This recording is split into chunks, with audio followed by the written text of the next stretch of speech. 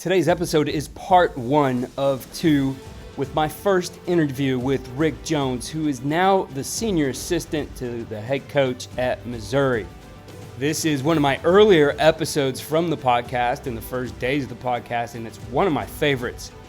And Rick Jones was somebody who I started to hear about as I did this podcast. I think I heard about him from a coach in Oklahoma, a coach in Michigan, and a coach in California, and they all said the same thing. You have to interview Rick Jones. This guy is very influential in coaching. So I was able to run down Coach Jones, and as I said, this really is one of my favorites ever. I've listened to it numerous times. I know after I recorded it, I listened to it when I was on a trip to Indiana, and when I got to Indiana, I went back and listened again and took notes because there's so many good things in here on how you build a football team, how you coach players, just an incredible amount of insight into the game and coaching. Before becoming the senior assistant to Eli Drinkwitz at the University of Missouri, he was the head football coach at Greenwood High School in Greenwood, Arkansas. In his 31 seasons as a head coach, Rick posted an overall record of 317-74 with 9 state championships and 5 runners-up. He was named the 2012 National Coach of the Year. He was the 2018 AFCA Power of Influence National Coach of the Year. And he is an Oklahoma High School Coaches Hall of Fame inductee. Again, just an incredible coach. You will really enjoy this podcast with him. As I said, I found myself taking notes. So this is part 1, and Coach really gets into some ideas behind how you coach players and how you build culture. Coach Jones, welcome to the Coaching Coordinator Show.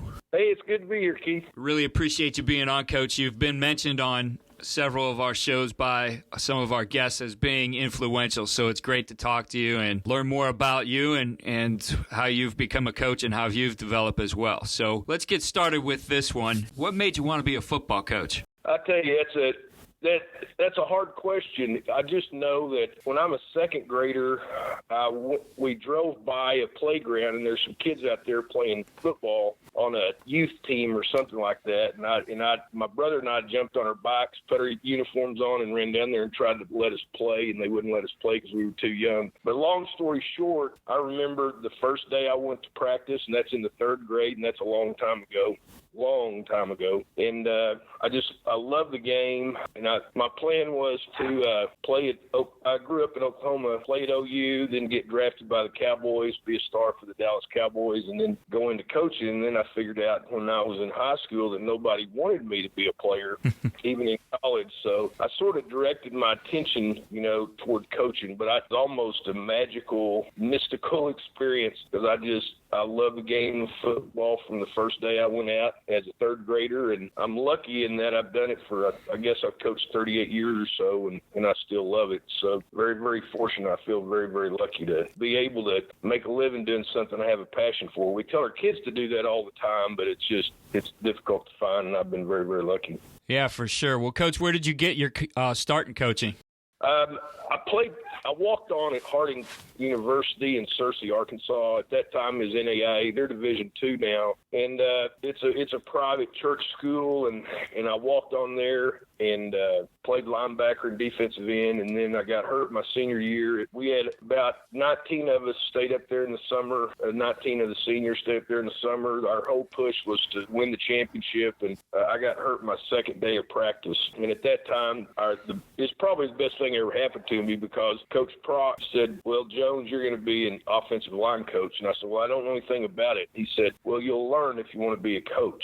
And so he stuck me with the offensive line coach, and I was his water boy and coffee grabber and whatever else it needed. Really is probably the best thing ever happened to me because I just sort of jumped in and started learning, and I sat at the foot of wise men and learned and went to clinics and tried to figure out the best way to be an offensive line coach. And I'm really grateful. There's a lot of guys that just don't have that background, and I think it's really helped me throughout my coaching career to have that basic groundwork in the offensive line. And I coached at high school for about the first 7 years. So I GA'd at Harding for 2 years. Then I went to Del City, Oklahoma, which is in the Oklahoma City area. Coached with a guy named Henry Manning. Then I went to Putnam City West, coached for an awesome football coach named Mike Little. And then I went to Edmond High School, and I worked for a guy named John Lance, who's probably the most influential coach that I had as a young coach. But I was very, very lucky, and then I got a head coach job there at Edmond High School in 1986, and been very, very fortunate. I was there for 4 years, and then went to Union High School in Tulsa, Missouri State with Jesse Branch after Tulsa Union. Then I was at Broken Arrow, Oklahoma for 9 years before I got here to Greenwood, Arkansas. This is our 13th year. Coach, going back to how you got your start with the offensive line, is that something you would recommend to a young coach to try to get into a position where you're learning really from that viewpoint, from that perspective? Oh, absolutely. I consider it one of the best things that ever happened to me. And I told Coach Prock, he's since passed, but I've told Coach Prock how much I appreciated him doing that, because it just opened my eyes up to a whole new world, because I'd been a defensive guy. I played a little bit of tight end in high school, but I'd been a defensive guy, and I focused on the defense, and it really helped. I think when I sort of flipped it around and started working on the offensive side, because I understood basically what the defense was doing, it gave me a good background as we now get into the spread offenses and all the different things that we're doing these days. I still have that fundamental background rooted in the O-line stuff, and it's probably not good for the offensive line coach that work with us, because I'm probably in their business a little more than I am some of the other guys, but it gives you a good foundation. And I know a lot of passing wizards and things like that. They start drawing up protections and zone blocking steps and things like that, and they just get stuck, and they don't have a good background, a good basic information and knowledge in the O-line, and I think it's been a huge, huge advantage. So in that first job, right out of being a player, thrust into being a coach, what things did you learn that made an impact on your development? I think there's a lot of things, and I ended up basically coaching my friends, which is, what a GA does, or a student coach, because I was a student coach the first year and a GA the second year. I think the main thing that you learn is that if you can learn some ideas and some techniques that'll make people better, they'll listen to you. But until you have any kind of knowledge base or ability to make someone better, you really have no platform. And I think that's one of the things that you learn right off the bat, is that if you have a message, if you have a way of talking to people that allows them to get better at what they're doing, you're going to have more success. Because I think a lot of times we get into bluster and theatrics and things like that. But what I tried to do is when I went over to the offensive line, I just started listening to our coaches and watching film, and then you sort of expand from there and go to clinics and listen to great coaches like, at that time, Larry Bechtel at the University of Arkansas, Merv Johnson at the University of Oklahoma, guys like that, and just try to really learn the fundamentals and techniques of playing the position. So, Coach, as you continued through your career, what are some other things that you'd point to along the way as key to the way you've developed and the philosophy that you developed as a coach? Well, I think there's a lot of things. There's a lot of ways you can take that question. I think the main thing that I would say is I've not been interested in being in my title and basically money, because once you get to, you have to have enough money to survive. But I think the key is that so many guys in the high school levels will make decisions based on $5,000 or $10,000, when it boils down to it, it's not a life-changing amount of money. Now, when you start talking about hundreds of thousands and things like that, it's different. But I think I wouldn't worry a lot about the money if it was close. And the other thing is I wouldn't worry about titles. I've never been a coordinator. I've been a head coach, I think, 28 years, but I've never been a coordinator. I wasn't chasing coordinator jobs. My big focus and my advice to coaches out there, and especially young coaches, is when you get out of college, go find the best high school or the best coach possible that you can work for. And it doesn't matter what level, where he is, and learn from that guy and learn everything you can. Learn the good, learn the bad. Really, really look for that guy that's a special coach, the guy that can teach you and that you can observe and watch. And that's just exactly what I try to do.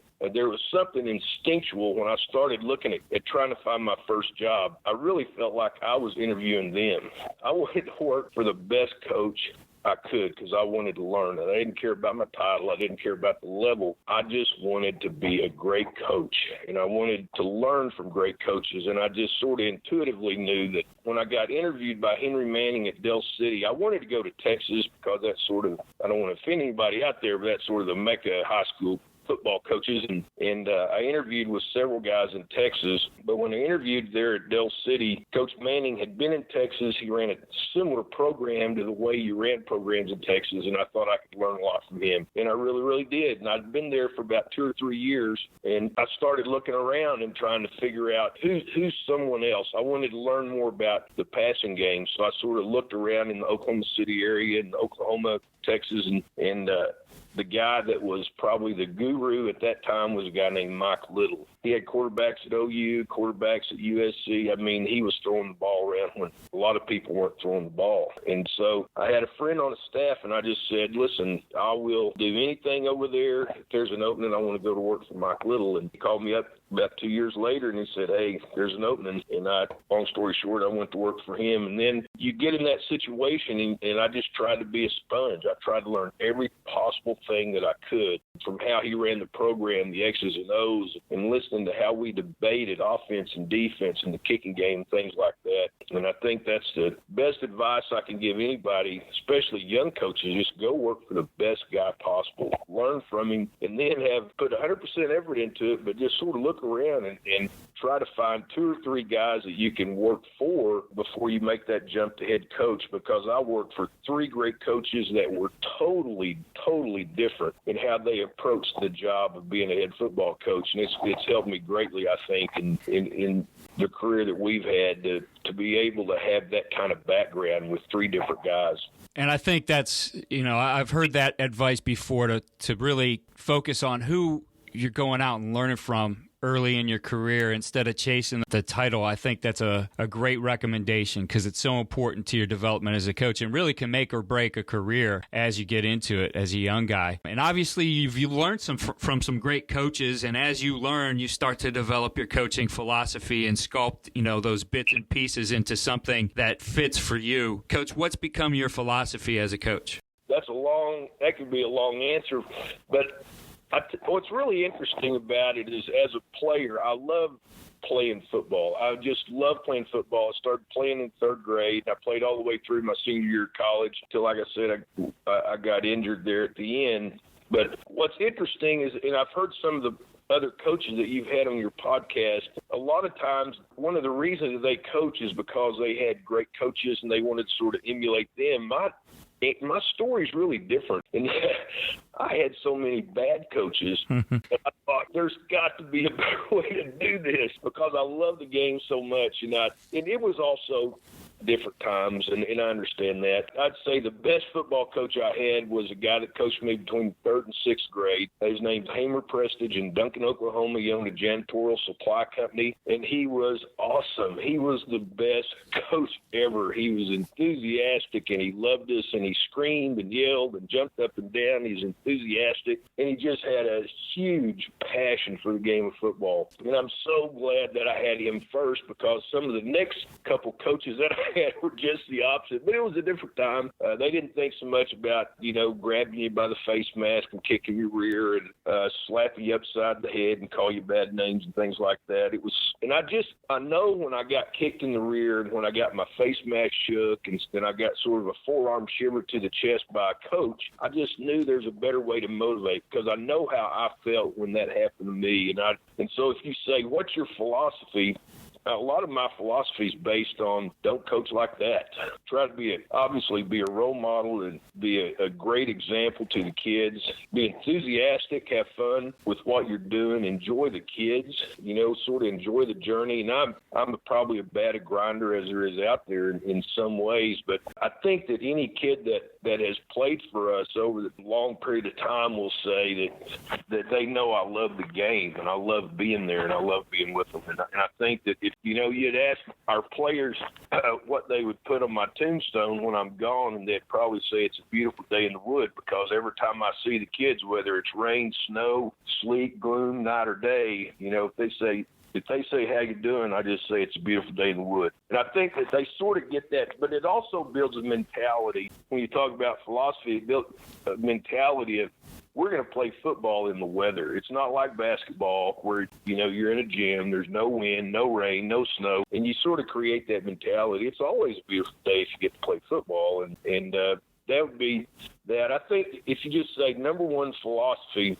I started coaching in 78, 79, something like that. I was a head coach in 1986 for the first time, and I look back at one of my first player manuals that I passed out, and our priorities that we have on our player's manual has not changed. And I believe that's been the one constant that we've had all the way through this 38 years or so, and that is I put the priorities right there on front of the policy because it's the most simple way to make decisions, because if you have your priorities in order, which I don't all the time, I'm still working at it, but when you have your priorities in order, it makes all the decisions after that easier. And the priorities that we have in our program are God, church, number 2 is family, 3 is academics, 4 is football, and number 5 is everything else. So every decision that we make, we can just refer back to our priorities. A kid comes to me and he says, hey, coach, I'm going to miss practice on Wednesday. And I say, okay, why? Are you going to miss practice on Wednesday? And then he tells me why.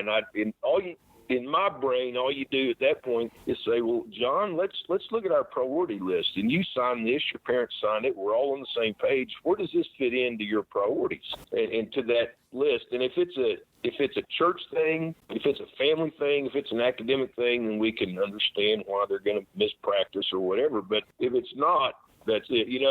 One of the things that I think we struggle with as coaches is making those decisions. Well, how do you handle people that are absent? How do you handle people that are late? And things like that. And it just made it simple to me. When you put your priorities on that sheet of paper, the parents sign it, the kids sign it. We do it twice a year just to make sure that we're constantly, updating and making sure everybody knows where we're at and what our beliefs are. It makes things just a lot easier than if we handle it as from an excused or unexcused basis. And I've often just scratched my head at coaches that sort of have a wavering policy or philosophy or set of priorities, and we're going to try to live to those priorities. If a kid comes in and says, hey, I'm going to church, then that's never going to be an issue. Now, if he says, I'm coming in to take a trip to Six Flags with the church group, then we have a problem. I think if you have your priorities in order and you strive to live up to those priorities, it makes things easier.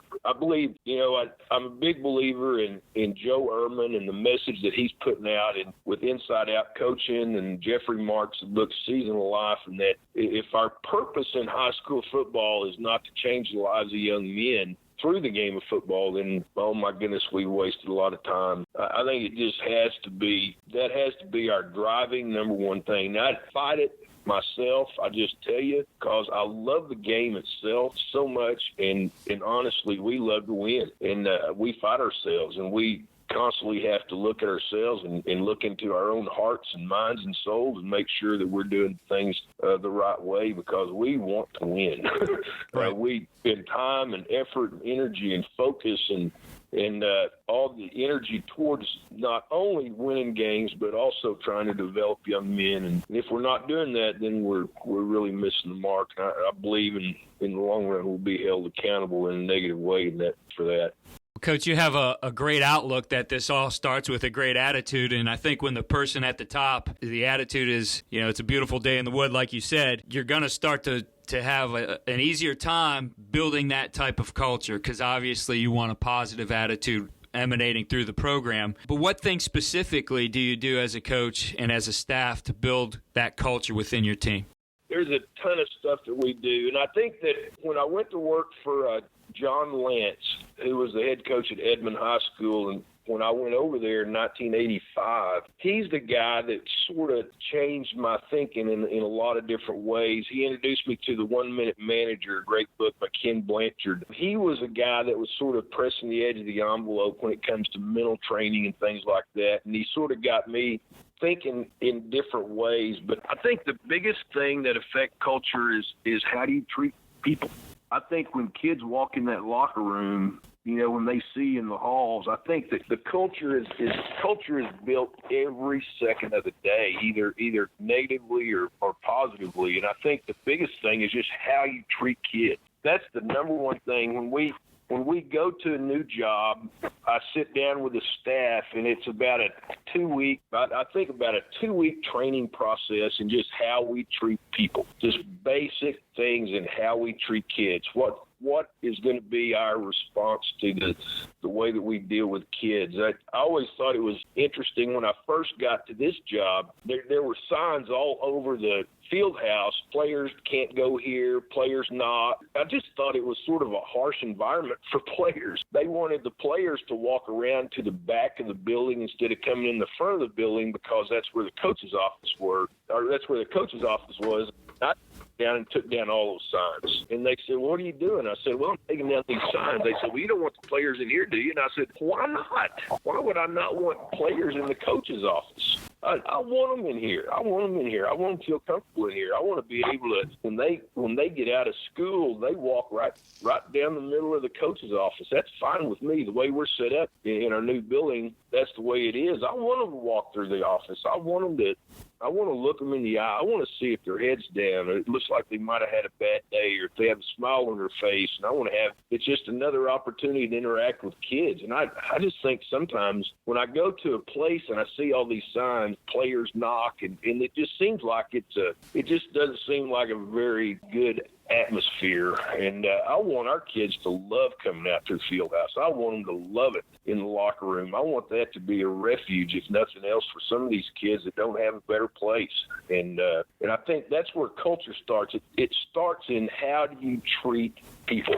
How do you treat those players? How do you treat the great players? How do you treat the worst players on the team? How do you talk to players? I mean, I'm probably different than a lot of guys, and this is how I equate it. I believe that I ought to treat these guys that play with us or play for us with a certain amount of respect. And that means when I want them to go get a dummy, for instance, I say, "Would you please go get the dummy?" Or "Would you please go do this?" Or "You would please," I use please and thank you. I believe that models the behavior, but also believe it shows a certain amount of respect. You're out here busting it for us, right. and maybe degree weather, and I want you to be treated with respect.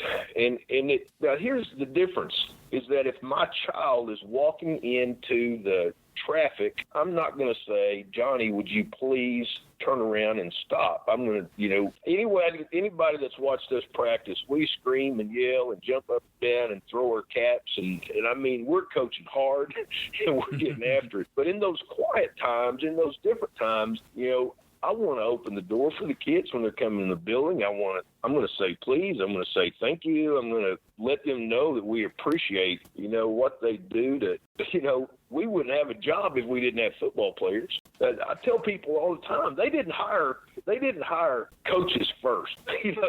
There has to be we have to coach these guys. These are our guys. We need to be thankful and appreciative of the fact these guys want to play football. How awesome is that? Yep. And as a result, these guys wanting to play football, we get paid to coach. That's an awesome thing. That's a fantastic thing, and I think sometimes that we have it backwards. But we're going to try to treat our kids with respect. Now, anybody that's coached with me or been around there, they'll probably scratch their head because we coach hard now. I mean, but we're not going to touch them in anger, and we're going to try not to be abusive in any way, shape, form, or fashion. But we are going to coach them hard. We're going to challenge them. We're going to challenge their manhood. We're going to challenge their ability to withstand pain and suffering and all the things that football coaches do to try to make them better men. But I think when you have at your core, we're trying to make these guys better men, I think that's part of it. But I think that the culture is built, number one, in just how you treat people. But we have a lot of different ways that we try to instill our culture. We have a Adopt-a-Pup program. Because when the freshmen come over after Christmas, the way we're set up here, freshmen come into the locker room after Christmas and start off season, and they then, we actually call them sophomores, juniors, seniors, Right. And we have an older player adopt a younger player so that they don't. There's sort of an intimidation factor. I always felt sophomore year of high school was the hardest year of my life. And a lot of it had to do with the way the seniors abused us in the locker room. And, and I just never wanted our kids to feel that way. You create a family atmosphere, then I want those guys, when they come in there, to be taken care of and be treated with respect, and I'll assign an older player to every young player, every new guy coming up, and that's his guy. That's his guy. He takes a special interest in him. He tells him what it means to be a Bulldog. He gives him some special, time and attention, just so that he knows if he needs a ride or something like that. That's why we have the program. And I think it sort of nips the hazing and all that other stuff in the bud. Mm-hmm. And it also is good for our older players, because their number one job is to take care of that guy. And if the guy's not at practice, I'm going to say, hey, where's John? That's your guy. Isn't that your guy? And if there's any kind of issues at all, I want them to take responsibility. And it's part of developing the culture there in the locker room. And that goes back to, like I say, some horrible times that I had when I was a player myself, going into a locker room and not wanting to be there very long. I think that the way that we do a float trip with the seniors and their dad, we go up the Illinois River, and normally we spend the night, and we do trust walk, and we do the sticks, and we have a time where we'll eat a great meal, and then we just sit around and we talk about the boys will tell their dad their best day as a son, and the dads will tell their son their most proud moment as a dad. And it's a wonderful, wonderful thing that for the seniors and their dads. We do the Moms 101 like a lot of people do. We coach the moms up. We bring them in, and we have a quiz. We have a basic football knowledge quiz that I don't know how the moms are everywhere else, but our moms cheat like crazy. They're unbelievable. And on the quiz, and then we break up into our position group, and we coach the moms up, and we go through a warm up, and we go through a practice, and we try to give them an idea of what it's like and what we are doing with their sons and the amount of time that we spend. We go out, and then we practice with the moms. They wear their son's jersey. They play their son's position, and we coach them up for about 30 minutes, about a 30-minute practice, and that's something they've really done.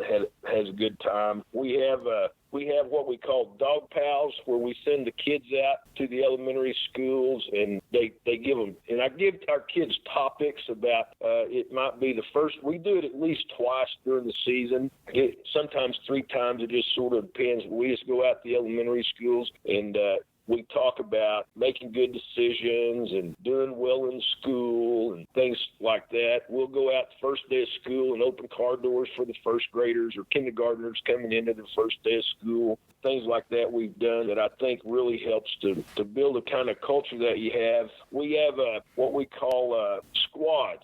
Once we get to about 90, we have about 116 kids in the program right now. And when you get that many kids in the program, I think it's hard to everybody get to know each other. So we divide our team into 8 squads. We have 8 coaches, including myself, at the high school level. And we do a lot of stuff with our squads. And the squads are made up of seniors, juniors, sophomores, backs, linemen, great players, not so great players. I try to just divide them up in a cross-section the best I possibly can. We put a lot of responsibility on the squad leaders. The squad leaders are responsible for roll call. We sort of file in at attention when we start practice. It's not just straight up like a military standing at attention, but they're in a straight line, and the squad leaders are responsible for roll call and things such as that. We will do times where we'll have the squads meet and discuss what we call questions, and it's just really an opportunity for them to get to know each other better. We'll have at least 4 squad dinners during the season in which they'll go to one of the squad members' house, and the coach will have a list of questions that I give them that just, simple stuff like, in 2 minutes, describe your background, your family, what you like, what you don't like. It's a 2-minute life story, and we just get an idea to, share with each other and get to know each other on a little bit different basis. Our managers and trainers are in the squads well, so that we include everybody. We try to make it as, everybody wants to throw around the word brotherhood, but I don't know exactly what that looks like sometimes. Mm-hmm. But we we want our guys to have a sense of being able to know somebody and getting to know them in a little bit different way than they would normally. One of the things I think's been really cool, we did last year, we had 7 Marines come in and did a 3-day boot camp. And it was 3 days, but it was during the first 3 days of our official practice, and they did about an hour and a half. We can practice 3 hours, and they did about an hour and a half boot camp with our kids. I thought that was a great thing. And once again, we did it by squad, so that our squad leaders had to decide who was doing certain things, and it gives kids an opportunity to show some leadership. I think it's easy for coaches, and I get tickled when I hear this from time to time, but I'll hear coaches say, well, we didn't have any leadership. Well, why do they hire coaches? If I have a team of 100 kids and our best leader on a scale of 1 to 10 is a 6 out of 10, then if I can make him an 8, then I've coached him. But if he's a 6 and stays a 6, then what am I doing? Am I not a coach? I just had that philosophy about nearly everything we do. If you call yourself a coach, then coach them up. And it might be a 2, you can make a 4, or a 2, you can make a 3, but have a plan and try to figure out a way to do that. And the squad gives us that opportunity. Even when we sit in our film room, they sit with their squads, and the squad leader is sort of responsible for them. That's been one of the things that I think has really helped us. I think in terms of establishing a work ethic, a culture of effort and work and attitude, what we call Fast Dogs, it's our training program in the summer. Mm-hmm. It starts in July. We go grades 3 through 12, boys and girls. We have our volleyball team does it. Over the years, our basketball team's done it with us. Our baseball team has done it. It is a training program. It's a 4-week training program that we've done. We try to base it upon things that Gino Pierce is doing with the performance course there in Dallas area, Texas area. Gino and I go back a long way, but we're trying to get our football team ready for practice. But we work the 3rd through 12th grades. They come at different times. We have different sessions, and it's given us a great opportunity in this town that we live in to work with our younger kids and get to know these guys that are playing youth football and doing things like that. Last year, I think we had 550 kids in our summer program. And that's not, some of them are football players. Some of them are, the majority of them are just people that want to, try to improve their speed and their athleticism over that short period of time. I think that's a big thing that's helped us. Every week, I assign a coach a theme for every game. We hope to play 14 games here in Arkansas, and so I will assign our 7 assistant coaches 2 weeks during the season, and we set a theme for the year. This year, our theme was finish, and we set up some specific ways that we graded films to make sure that they were finishing every play, and we graded every play based on finish. And then every week we had a theme that we would try to tie in to being able to finish what we were doing. And it might be, a little bit, it might be fight, or it might be guts, or some, short word or phrase, and we talk about that word all week long. And then on Thursday, we play on Friday nights here. Mm-hmm. On Thursdays, we have our walkthrough practice, which is a little bit different. It's not really a walkthrough. Kids would get a kick out of that if they thought we'd call that a walkthrough. But we go out and do our practice, and then we'll do study hall for kids that don't have a 3-point better. The other guys can sort of run around and do whatever they want to, and then we'll have either a team dinner or a squad dinner. We'll either meet as a team at a church and have dinner and have a speaker and divide up into our squads and do questions, or we'll go to a squad member's house and have dinner and then divide up and have what we call questions. We just sit in a circle and we have questions, and just an opportunity to try to get to know each other a little bit better. And then we either go, the junior high plays, the 9th grade plays on Thursdays here in Arkansas, so we'll go to the junior high game, and then about 8:30, 9 o'clock, we'll all meet back at the field house and have what we call theme night. And the coaches who's assigned for that week will present anywhere from a 20 to a 40-minute motivational message about the theme of the week. And our kids love Thursdays. They love themes. They They love the team dinners. They really enjoy that time. And I think it builds a great culture for us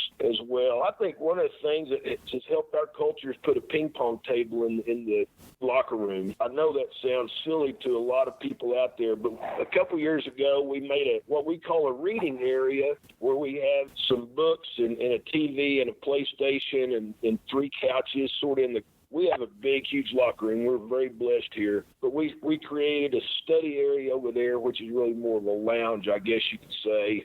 And then we got enough room. We put a ping pong table in there. And our kids love, they've gotten where they love playing ping pong and come in there before practice and after practice. And we usually have to run them out at night. But I think a lot of our kids don't have a good place to go. And I think a locker room, being around other kids and coaches is a great place to be if they don't have a better place to go. And so we're trying to make it as player friendly as possible. But I think that's helped our culture and just the way we get along. And old kids are playing young kids and linemen are playing backs, and it's just another way to create a positive culture on the team. I think that we've done several different things. We have a left behind box where before the last possible game of the year, all the seniors will stand up in front of their teammates and leave a small item of themselves behind. They put it in the box, and they give their own little speech of this is why I'm putting this item in the box, and this is why it means something to me. And I keep it from all these years, and because I want the kids to have a sense that not only do you receive, but you also give, and every kid leaves something. He leaves something good or something bad or something in the neutral range to our program, and that every kid is important. Every single player makes us better or doesn't. And I think that's something, just a little thing that we do. I think in terms of culture, nothing's more important than words. Mm-hmm. And I guess I ought to say, nuts about words. We have banished some words from the vocabulary of all Greenwood Bulldogs. We can't use the H word around here, Keith. That's the word that starts with H, ends with T, and has O in the middle. That word is not in our vocabulary. We had a day, I was telling you earlier, we had a day a couple years ago. It was 113 degrees. Now, it's not that bad. I mean, that was a world record, that was like the day before practice started. It was like, oh my goodness. So we have the heat rules and all that I'm sure everybody has all over the place, but we're not going to use that word. We don't use the H word. They can say calificient. They can say warm. They can say it's a really nice day today, but they're not going to use the H word. I just think it's an excuse. It's a word that has become excuse for not doing your best, and so we're not going to give those kids the opportunity to say that word. We're not going to say can't. There's no response possible in which our players will respond back to us, I can't. That's not going to happen. And I say, whoa, you can't. And then they'll have to come up with at least something like, well, at this point in my life, I am not able to, or something along that line. I just think words are, what's really interesting is that when you played, I bet you can remember conversations you had with your coach, your high school coach, your junior high coach, sometimes word for word, especially if they were negative. Yes. I remember things that my coach told me. Long story short, I broke 2 old helmets. They were probably 40 years old, and they finally put a new helmet on me, and I'm walking out to practice, and I'm so excited. I have a nice new football helmet, and I heard the head coach say, $42 helmet, 42-cent player. Oh. You remember stuff like that. I mean, it didn't ruin my life, but it's something that I haven't, I remember, and that was part of his sense of humor as well as I look back at it. I'm not sure as a sophomore in high school I paid coach's sense of humor. But I think words are so important, and you give kids excuses. The old country joke around here is that if I go into the locker room with 100 boys and told them they were pregnant, 50 of them would be swollen up the next morning. That's the way it is. You plant seeds in kids' head with every word you say, good or bad. And the coaches that work with us they'll tell you I'm nuts. I'm crazy. I want to make sure that we have the right message at every single opportunity. We're not going to use the wrong words. We're not going to say can't. We're not going to use the H word. We're not going to have any derogatory slur or word that can be construed to be offensive to anybody. And I just think that words are so important, and if we don't spend time talking about it as a staff, then I don't think that we're going to miss the mark and use bad words that are negative, that don't send the message that we want to send. We don't use profanity, and I don't think some great coaches do. Some we choose not to, and I don't think it helped me as a player to get cussed out, and I don't have any desire to have a player feel the way that I felt when I had that type of language used at me, so we're not going to do it. And I think that as much as anything, to create a culture, consistent standards, we just have a few basic rules, and if you violate those rules, you get the punishment that's in the rule book, and we really don't have a whole lot of issues along that line, because the best players and the worst players, for the most part, as much as humanly possible, we're trying to treat the same. I heard Lou Holtz say one time that on the field you treat players according to their place on the depth chart, and off the field you treat them the same. And I think that's a really true goal to have in a program if you want to have positive culture. But I think the thing that helps culture as much as anything is just the way you treat the kids when they walk in the door. I think that's where it starts. I think that you can't treat kids like crap 23 hours a day and then sit around and do a kumbaya session and expect things to be, expect the culture to be the way you want it to be.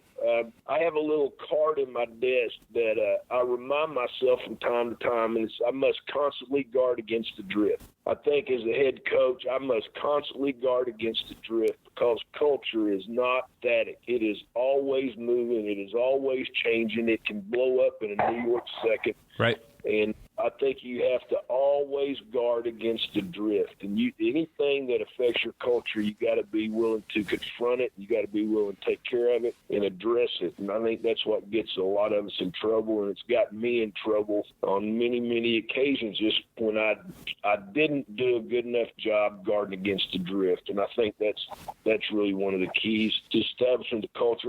We have a lot of programs and stuff that we do that I think helps our culture, but I think the main thing is, how do you treat the kids? How do you talk to the kids? How do you interact with the kids when you're not on the field, when you're on the field? And I think that's the number one thing. Do the kids really believe you care? I mean, how can you not have a positive culture if you have a bunch of kids that know their coaches love them and care about them and want to make them better men? I think that's the bottom line. When we have kids quit, it breaks my heart, because I think we're the best thing out there. And but it also tells me that if they quit, there's either one of three reasons. They were, you can just say they're lazy bums, or they did not connect with the coaches, or vice versa, or they did not connect with their teammates, or vice versa. And I mean, those are it really only boils down to those three things.